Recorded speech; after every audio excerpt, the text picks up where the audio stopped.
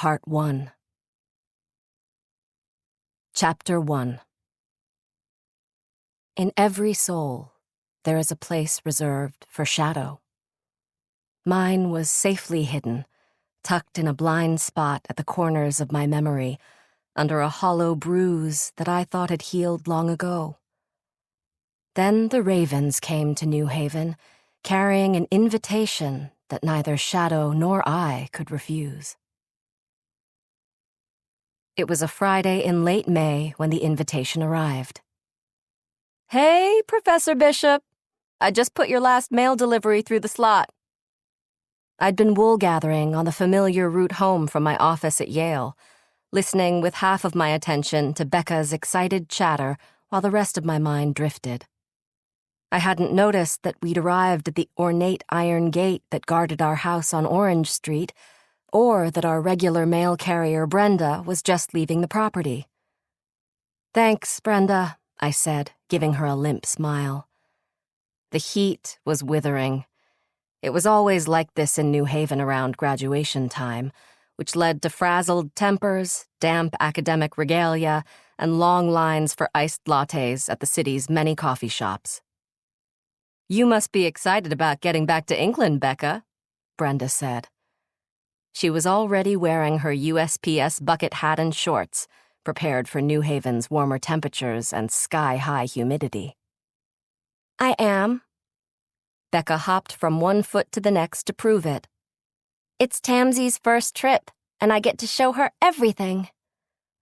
Tamsy was a recent addition to the family, one of the historical dolls that were all the rage among the 13 and under set. Marcus and his mate Phoebe had chosen the colonial-era doll for Becca because of her fondness for Marcus's house in Hadley, and her delight in the stories he told about growing up there in the 1760s and 1770s. Though she had been given a different name by the manufacturer, Becca had rebaptized her the moment she had seen the doll's green eyes and red hair peeking out from the box's clear, round window. Since receiving the doll, Becca's active imagination had been fully engaged with Tamsy and her world. She came with a variety of outfits and accessories that helped Becca bring her to life, including a horse named Penny. Tamsy was well supplied with home furnishings, too. Matthew added to them with a small replica of the Windsor chair at Marcus's house that had once belonged to Grand-Père Philippe, and a Tamsy-sized version of a painted Hadley chest, like the one Phoebe used to store household linens.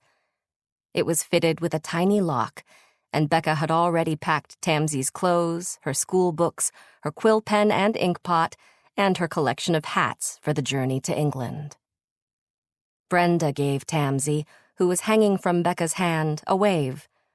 She turned to me. "You must be excited to get back to your research, too." At the end of every school year, Matthew and I would take the children to England, where we spent the summer months at our house in Woodstock. It was only a few miles outside Oxford, which put me within easy reach of the Bodleian Library and made it possible for Matthew to work in his quiet Oxford University laboratory with no colleagues or graduate students to interrupt him. Becca and her brother Pip had acres of land to roam, hundreds of trees to climb, and a house filled with curious treasures and books to occupy them during the inevitable summer downpours. There were trips to France to see Matthew's mother Isabeau over long, lazy weekends, and a chance to see more of Marcus and Phoebe, who would spend part of their summer in London.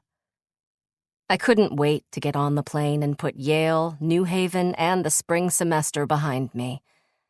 The prospect of a new research project focused on the wives and sisters of early Royal Society members beckoned, and I was eager to get my hands on rare books and manuscripts. "I expect you have lots to do before tomorrow," Brenda said.